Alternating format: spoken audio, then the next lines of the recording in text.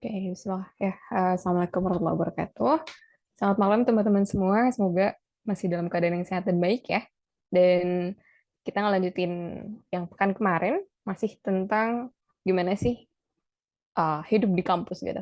Kalau sekarang temanya perihal apa yang harus kita lakukan dalam adaptasi di lingkungan baru. Oke, sebelum mulai mungkin ya kita buka dengan baca basmalah. Bismillahirrahmanirrahim.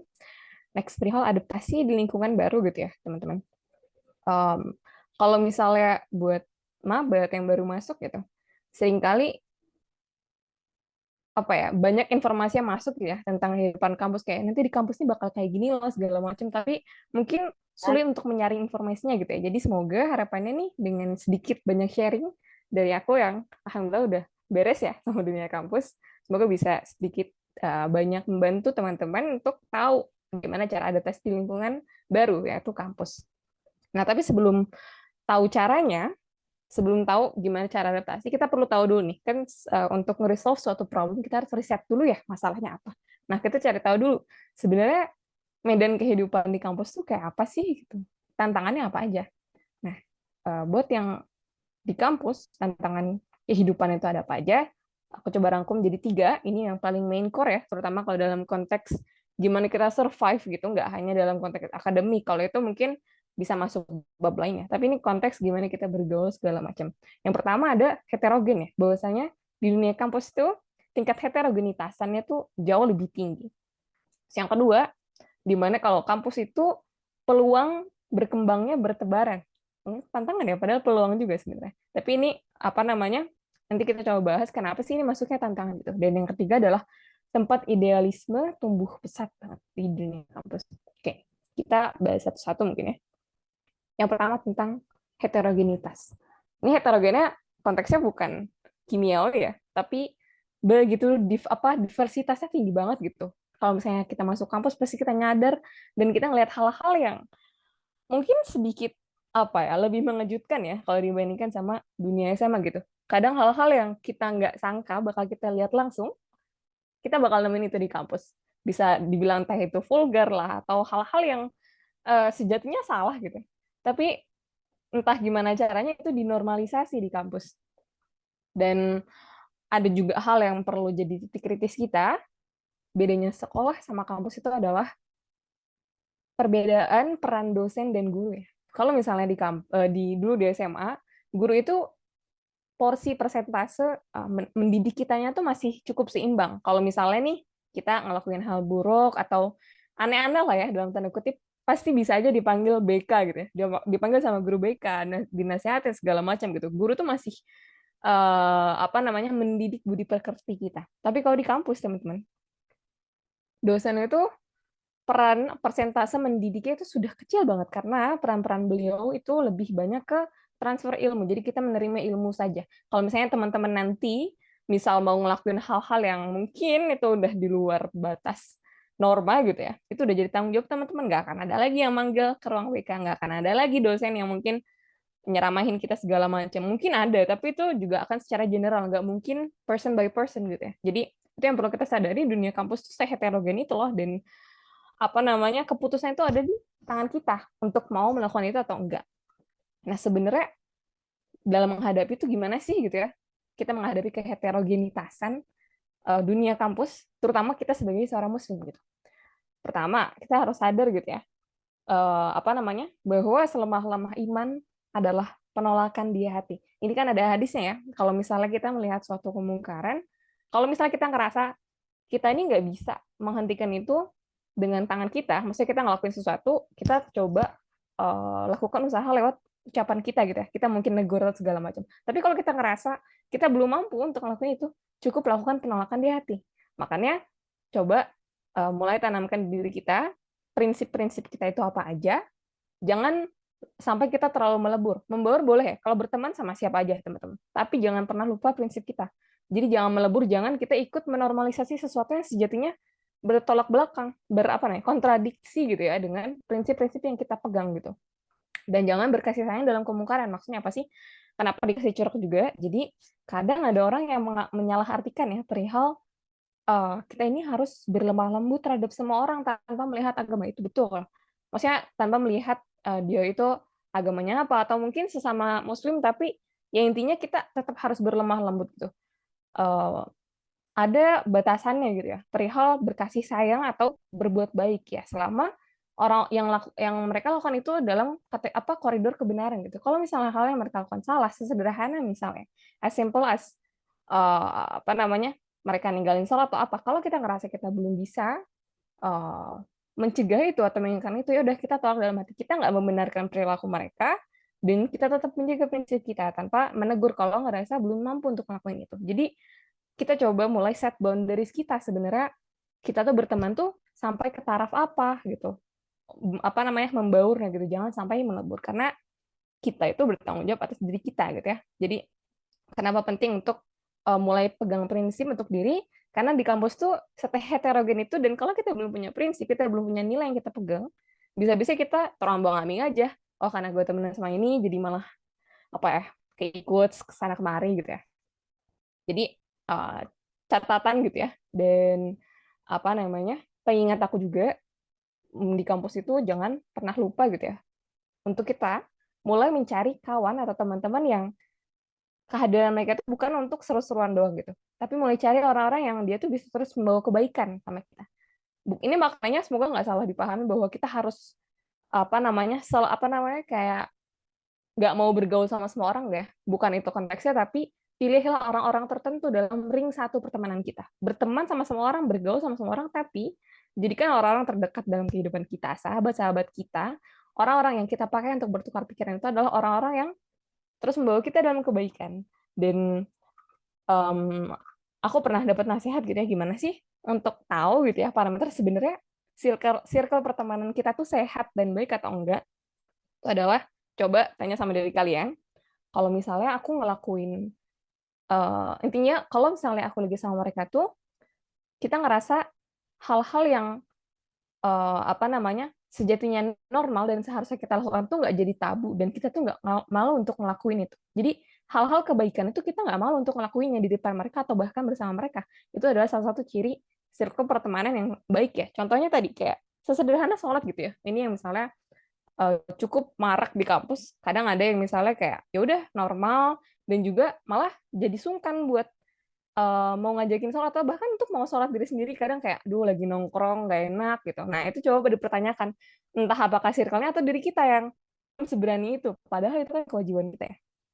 Jadi mulai kuat-kuatin diri kita untuk prinsip kita, karena in the end nggak hanya tentang kampus tapi tentang kehidupan di dunia ini, bahwa kita yang akan bertanggung jawab atas itu ya teman-teman. Nanti yang akan dipertanggungjawabkan ke Allah tuh itu gitu, nggak akan ditanya kamu kenapa nggak sholat gitu, iya soalnya kemarin banyak diskusi ini sama temen jadi sambil lupakan. Enggak ya, itu adalah gimana kita bisa melawan hawa nafsu kita dan berani gitu untuk bertanggung jawab atas kewajiban diri kita sendiri. Oke, next perihal yang kedua, di mana wadah perkembangan tuh bertebaran. Dan kenapa sih ini disebutnya apa, tantangan gitu ya? Sebenarnya ini peluang teman-teman. Tapi eh, ada satu sudut pandang, pemikiran, konsep yang perlu kita sadari ya dalam segala hal di hidup kita gitu. Em, karena kalau yang namanya tantangan tuh, ini udah bukan bicara mana yang baik, mana yang buruk ya, termasuk ini gitu, kayak wadah perkembangan yang bertebaran. Kan ini sebenarnya bisa dikategorikan baik, bisa juga dikategorikan buruk, tergantung gimana penerimaan kita. Tergantung bagaimana sikap kita dalam menyikapi ini gitu. Ibaratnya kayak kalau pernah dengar ya, pisau itu kan selama kita bisa menggunakannya dengan benar, dia akan bermanfaat. Tapi kalau kita nggak tahu cara menggunakannya, dia bisa melukai ya. Jadi dalam melihat ini kita perlu tahu gimana sih penyikapan benar gitu. Karena sering kali kalau misalnya masuk kampus, apalagi pas baru awal ya, pingin kenal kampus dan eh, segala tawaran gitu ya, kan pasti banyak tuh, kepanitiaan lah, project lah, wah segala macam ditawarin ke kita gitu ya, apalagi kalau ngelewatin gerlam gitu, atau apapun itu, pasti banyak banget agenda-agenda yang menarik perhatian kita gitu, UKM segala macam. Nah, untuk bisa lebih selektif dan bijak gitu ya, karena kan kalau ngambil semuanya juga nggak baik ya, kita bukan amuba yang bisa membelah diri, pasti kita punya limit gitu, kita juga punya tanggung jawab utama di kampus, yaitu kelas kita, jangan sampai lupa ya. Itu penting, pengembangan diri penting, tapi jangan lupa amanah pertama yang kita punya di kampus, yaitu apa namanya, menuntut ilmu itu sendiri. Makanya gimana cara mulai memetakan dan menyadari untuk memetakan dan menyadari hal-hal yang penting untuk diri kita, dan gimana caranya untuk setting boundaries itu, untuk tahu gimana cara memilah-milih perihal kesibukan-kesibukan dan potensi-potensi wadah yang nanti akan datang. Pertama, kita harus tahu dulu sebenarnya nilai apa sih yang aku genggam gitu ya. Dan sebenarnya visi aku tuh apa sih? Visi ya. Pasti tahu visi misi apa? Visi itu adalah tujuan akhir yang besar gitu. Jadi kalau misalnya masih masih bingung ya penggunaan kata visi, coba aja deh dalam setiap hal yang kita lakukan dalam hidup ya. In every single thing, entah itu misalnya dalam menentukan mau gabung organisasi apa, atau misalnya mau aktif di bidang peminatan apa, misalnya di biologi atau apapun itu, coba mulai di pikiran kita tuh tanamkan start with the end. Kita harus tahu dulu nih ending yang kita mau tuh apa sih dengan kita gabung ini, dengan kita melakukan ini. Kalau misalnya kita udah tahu endingnya mau ke sini, pasti akan lebih mudah untuk tahu langkah-langkah sebelumnya untuk menggapai itu gitu ya. Jadi kita harus tahu dulu sebenarnya gue tuh punya cita-cita apa sih masuk biologi atau enggak. Intinya gue punya target apa sih? Target besar apa sih di akhir nanti? Kenali itu dulu supaya kalian tahu. Ketika misalnya ada tawaran-tawaran wadah perkembangan diri itu, kita tahu, oh, yang ini sejalan nih sama visi gue. Oh, yang ini nggak sejalan gitu, nggak terlalu penting-penting amat gitu. Even sebenarnya mau nyoba-nyoba it's okay, tapi kan kalau terlalu banyak nggak baik ya, karena sesuatu yang terlalu berlebihan pun emang nggak baik. Karena ya teman-teman, ada nasihat yang ini penting untuk diketahui menurut aku ya, untuk setiap mahasiswa, terutama para aktivis-aktivis yang aktif BEM segala macam, bahwa produktif dan sibuk itu beda. Kalau sibuk, orang sibuk itu mereka cenderung ngambil semua aktivitas yang ya mungkin nggak saling sinergis gitu ya. Tapi orang produktif, bedanya dengan orang sibuk adalah mereka itu adalah orang-orang yang mengambil kesibukan-kesibukan yang dapat mendukung mereka untuk mencapai visi kehidupan mereka gitu. Jadi langkah yang mereka ambil tuh kayak naik tangga, bukan jalan setapak yang kemana-mana tapi kayak nggak jelas gitu ya. Kalau naik tangga kan jelas tuh perkembangannya. Jadi mulai cari titik awalnya, itu ketahui visi dan nilai kalian tuh apa sih, supaya kebayang memilihnya apa. Dan jangan lupa, kita sebagai seorang muslim, tentukan visi dan nilai kita tuh yang sesuai, yaitu sesuai dengan value hidup seorang muslim gitu ya. Dimana kalau misalnya kata almarhum Ustadz Heri Santosa, beliau bilang, gimana sih caranya tahu apakah value hidup kita itu berharga atau sesuai tuntunan Islam atau enggak gitu ya. Yaitu kalau misalnya visi atau value hidup kita itu nggak tergantikan. Makna yang nggak tergantikan ini apa sih? Kalau misalnya nih ya, value hidup kita misalnya A gitu. Nah, kita tuh ciri itu tuh nggak tergantikan adalah kalau misalnya ada orang yang mau ngasih bermiliar-miliar, contohnya ini, bermiliar-miliar uang ke kita untuk kita berhenti ngelakuin value hidup kita itu, dan kita nggak mau kita nggak mau menerima uang itu. Jadi kita ngerasa value hidup kita itu udah nggak bisa tertukar sama apapun, nggak tergantikan. Itu adalah ciri khas value hidup yang paling berharga gitu ya, yang nggak bisa tergantikan oleh benda apapun karena dia tidak ternilai harganya gitu. Itu salah satu sedikit guidelines sekali ya, panduan untuk menentukan visi kita tuh apa sih, visi besarnya apa. Kalau misalnya aku tuh suka banget berguna di masyarakat gitu ya, karena itu kan sesuai juga ya dalam Islam gitu ya, karena dakwah itu kan bentuknya banyak banget. Bermanfaat itu adalah salah satu amalan yang terbaik gitu ya, jadi nggak ada yang salah dengan itu. Yang penting jangan lupa mulai cari value visi hidup kita tuh apa, supaya itu yang jadi guidelines kita dalam menentukan langkah-langkah apapun di hidup kita. Dan juga maaf, kayak ada salah satu juga panduan ya dalam gimana sih kita bisa menentukan keputusan. Kadang kan suka bingung ya kalau misalnya dihadapkan sama suatu pilihan gitu, kayak, duh aku pilih apa ya keputusannya. Salah satu tipsnya gitu ya untuk menentukan keputusan itu adalah coba pertimbangkan dari setiap pilihan-pilihan tersebut, mana pilihan yang rasa penyesalannya paling bisa kita tolerir dan terima. Jadi ketika karena kan setiap keputusan tuh pasti punya plus minus. Nah, coba pertimbangkan mana sih pilihan yang rasa penyesalan yang paling sedikit. Berarti rasa minusnya gitu ya, itu paling sedikit. Dan kita nggak akan, di kemudian hari, kita nggak akan berandai-andai, kalau aja ya aku milih yang B atau C gitu. Jadi coba kita minimalisir itu supaya kita lebih enjoy juga ngelakuinnya. Dan juga semoga bisa terbantu hal itu dengan kalau kita udah tahu visi dan nilai kita tuh apa sih, terutama sebagai seorang muslim ya. Jangan pernah lupa. Oke, next. Yang ketiga, tantangan hidup di kampus, di mana kampus itu adalah tempat tumbuhnya idealisme diri.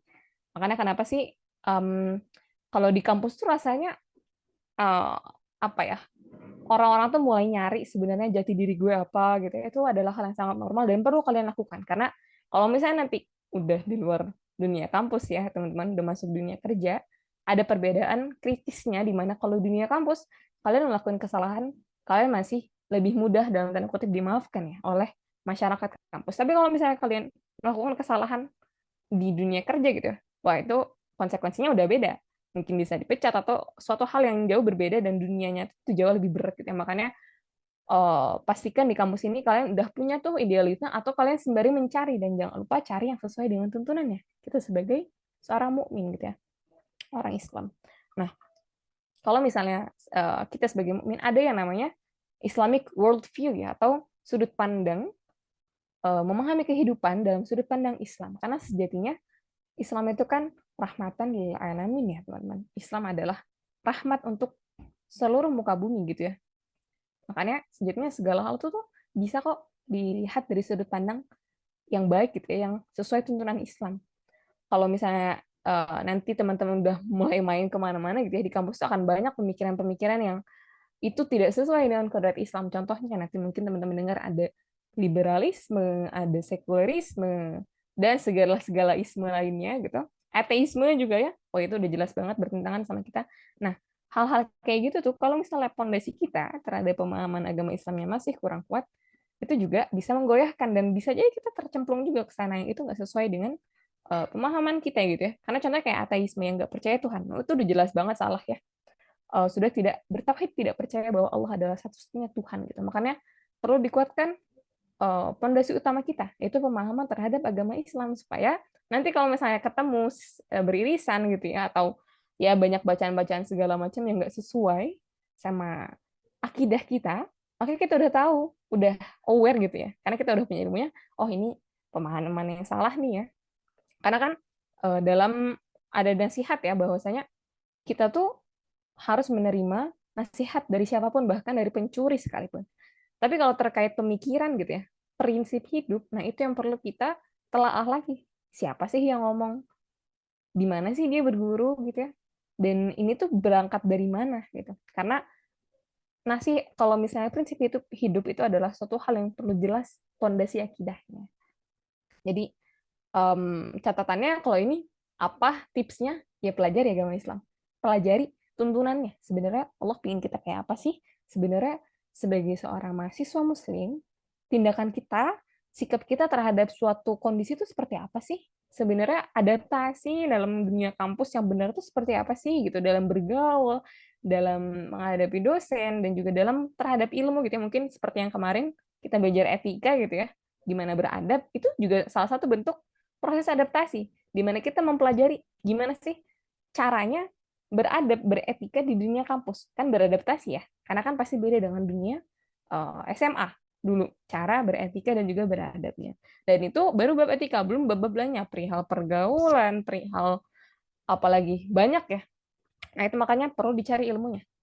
Perlu dicari tahu apa sih caranya, dan ini akan luas banget. Mungkin nggak cukup kalau dibahas di sini. Dan saran aku adalah coba kalian cari guru atau ikut-ikut kajian atau baca buku. Itu banyak banget medianya. Ataupun bisa banget nonton di YouTube gitu ya, perihal gimana sih pondasi-pondasi akidah dalam Islam gitu ya, Islamic worldview. Dan kalau misalnya kadang ya seringkali di suatu kondisi kita belum tahu nih ilmunya kebetulan, dan kita bingung gimana menyikapinya, dan kita posisinya waktu itu nggak bisa langsung searching gitu ya on the spot kayak aduh ini kalau ngadepin situasi kayak gini gimana ya gitu. Ada satu cara yang pernah diajarin oleh Ustadz Salim Afillah. Beliau bilang kalau misalnya kita bingung akan suatu perkara, coba istafti qalbak namanya, atau bahasa Indonesianya artinya coba tanyakan hati kita, karena hati kita itu sejatinya fitrahnya ya, kalau misalnya kita masih terjaga sholatnya gitu ya, setidaknya sholatnya kan itu fondasi utama. Insya Allah semoga hati kita tuh masih ada kejernihannya. Kalau misalnya kita baca novel gitu ya, suka kan ada penulisnya bilang, eh, misalnya si tokoh utamanya itu bilang, si tokoh utama itu ngelakuin suatu hal yang kontradiktif dengan kata hatinya. Dan biasanya nanti si penulis novelnya bilang, padahal hati kecilnya berkata. Nah, kenapa sih ada istilah hati kecil gitu? Karena sejatinya, teman-teman, dalam hati seorang mukmin itu pasti ada titik kejernihannya, pasti ada hati kecil yang berbisik bahwa suatu hal itu tuh nggak sesuai dan nggak baik loh. Tinggal apakah nafsu kita bisa menerima itu atau enggak gitu ya. Apakah kita bisa melawan nafsu kita dan menerima kebenarannya itu bahwa ya kok itu emang salah, harusnya nggak aku lakuin gitu. Jadi emang itu pertarungan perihal kira-kira kita bisa nggak sih ngikutin kata hati kita.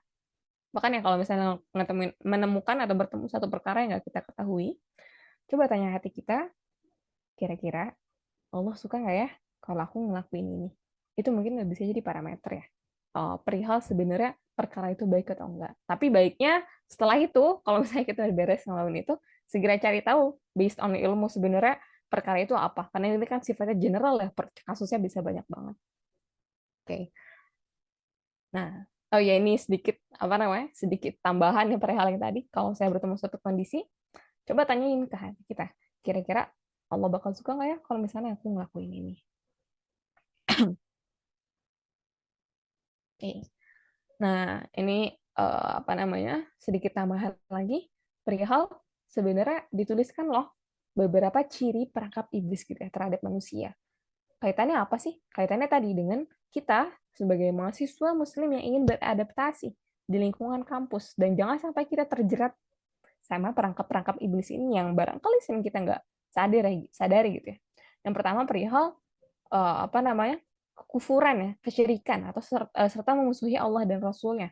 Bisa tadi ateisme yang udah jelas-jelas apa namanya menihilkan, menghilangkan Allah dalam kehidupan, tidak mengakui kehadiran Tuhan, dan juga hal-hal lain yang apa namanya sesederhana tadi meninggalkan sholat gitu ya, atau kita percaya apa horoskop gitu ya, atau hal-hal lain lah yang berkaitan dengan kufur dan syirik yang itu babnya akan sangat banyak, tapi intinya jangan sampai kita terjerat dan mulai aware gitu ya perihal apa-apa aja case atau contoh bentuk kesyirikan atau kekufuran di kampus. Mungkin ada beberapa hal ya, aku nggak tahu ini masih terjadi atau enggak di Unpad.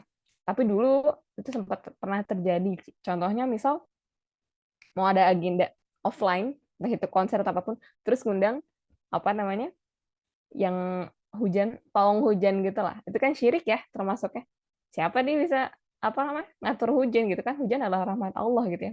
Bahkan BMKG juga bisa aja salah kalau Allah udah berkehendak gitu ya. Jadi harapannya kita semua di sini nggak ada yang melakukan itu. Kemudian yang kedua bid'ah, atau kalau misalnya masih belum familiar sama yang namanya bid'ah, bid'ah itu adalah amalan yang nggak ada tuntunannya. Jadi dia itu mungkin lebih spesifiknya ibadah gitu ya.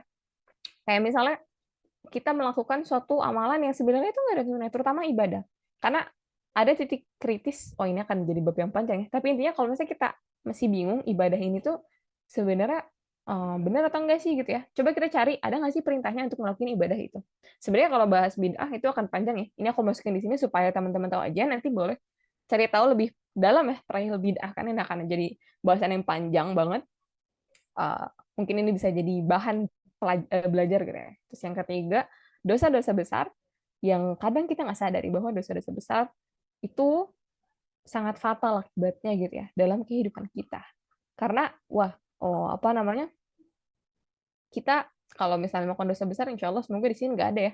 Contohnya kayak durhaka kepada orang tua gitu ya, syirik gitu ya, dosa tadi yang berkaitan dengan syirik, bahwasanya menduakan Allah itu adalah dosa yang besar gitu ya, dan perjalanan untuk bisa bertaubat dan apa namanya meminta ampunan itu mungkin lebih serius ya dibandingkan dosa kecil, walaupun tidak untuk menyepelekan dosa kecil juga ya, tapi dosa-dosa besar ini perlu kita pelajari juga dan ini bisa jadi bahan pelajaran teman-teman karena keterbatasan waktu ya, nanti boleh dipahami lagi lebih dalam contoh-contohnya apa.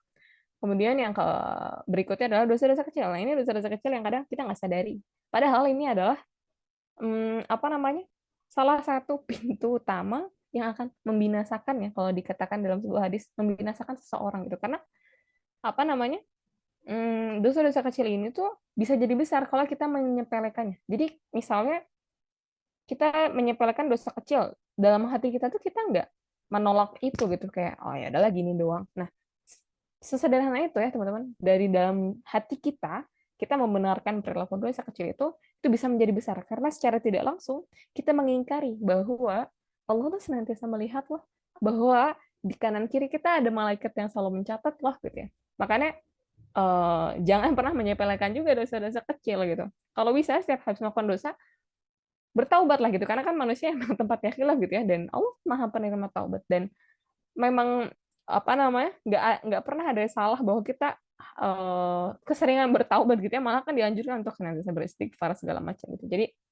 apa namanya, pokoknya coba pekakan hati kita terhadap dosa-dosa kecil. Kemudian yang berikutnya perihal menyibukkan, ini perangkap iblis ya, yaitu iblis akan menyibukkan kita dengan hal-hal mubah. Mubah itu adalah hal yang boleh dilakukan, tapi dia nggak ada manfaatnya. Kan ada makruh, kalau makruh dilakukan tapi nggak baik. Dan lama-lama kalau misalnya udah parah, dia bisa bisa aja jadi dosa gitu ya. Kalau mubah itu adalah hal yang sebenarnya boleh. Nggak ada larangan, tapi nggak ada manfaat, nggak ada pahalanya juga. Misal kayak scrolling sosmed dan itu nggak penting gitu ya, cuman untuk menghabiskan waktu, itu boleh kan, emang ada larangan nggak? Tapi kalau misalnya kita ngelakuin itu terus gitu ya kan, waktu kita sia-sia gitu ya, dan ini adalah salah satu perangkap iblis untuk membuat kita manusia sia-sia terhadap waktunya yang nanti akan dipertanggungjawabkan di akhirat nanti. Kemudian yang terakhir adalah menyibukkan kita dengan perbuatan yang kurang utama dari yang utama. Maksudnya apa sih? Ini maksudnya adalah supaya kita tuh terhindar dan tidak bisa memperbanyak amalan kita dari amalan-amalan utama. Contohnya kayak tadi, amalan utama apa aja sih contohnya? Kayak sholat gitu ya. Kita sibuk dan sampai kita mengabaikan itu. Jangan sampai. Dan kalaupun sekarang kita lagi tuh mulai perbaiki perlahan-lahan. Dan kalau misalnya kita bingung mau memperbaiki diri kita dari mana, kadang kayak abis ikut kajian, ngerasanya pingin baik, tapi habis itu tiba-tiba lupa lagi. Nah, coba tanamkan dari hari ini, dari sekarang gitu ya. Kalau misalnya lagi ngerasa hati kita, aduh aku pengen baik, langsung benahi sholatnya saat itu. Entah dari wudhunya, entah dari pemahaman kita terhadap gerakan wudhu, entah dari memahami arti dari setiap bacaan sholat, takbir Allahu Akbar, arti dari Al-Fatihah, dan seterusnya. Oke, next terakhir ya, mungkin sebagai penutup yang cukup penting sebagai reminder juga bahwasanya ketika Allah menginginkan kebaikan untuk seseorang, maka Allah akan menganugerahkan kepadanya pemahaman tentang agama. Makanya perlu kita syukuri ya kalau misalnya kita lambat laun perlahan-lahan terus bertambah ilmu agamanya, karena itu adalah salah satu ciri bahwa Allah tuh ingin kebaikan untuk kita. Mungkin itu sekian dari aku, sedikit sharingnya, kembalikan ke MC.